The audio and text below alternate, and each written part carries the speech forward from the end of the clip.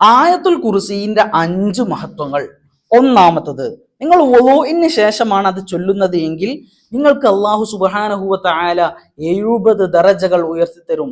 രണ്ടാമത്തെ കാര്യം, ഉറങ്ങുന്നതിന്റെ മുമ്പ് ചൊല്ലിയാൽ അല്ലാഹു സുബ്ഹാനഹു വ തആല ഉണരും വരെ മലക്കുകളുടെ കാവൽ നിങ്ങൾക്ക് നൽകിക്കൊണ്ടിരിക്കും. മൂന്നാമത്തെ കാര്യം, ഫർള് നിസ്കാരങ്ങൾക്ക് ശേഷം നിങ്ങൾ ആയത്തുൽ കുർസി ഓതിയാൽ മരണമല്ലാതെ നിങ്ങൾക്ക് സ്വർഗത്തിൽ പ്രവേശിക്കാൻ ഒരു തടസ്സവും ഉണ്ടാവുകയില്ല. നാലാമത്തെ കാര്യം എന്ന് പറയുന്നത്, നിങ്ങൾ വീട്ടിൽ നിന്ന് പുറത്തേക്ക് ഇറങ്ങുമ്പോൾ ആയത്തുൽ കുർസി ഓതിയാൽ നിങ്ങളുടെ 4 ഭാഗത്തു നിന്നും 70,000 മലക്കുകളുടെ കാവൽ നിങ്ങൾക്കുണ്ടാകുന്നതാണ്.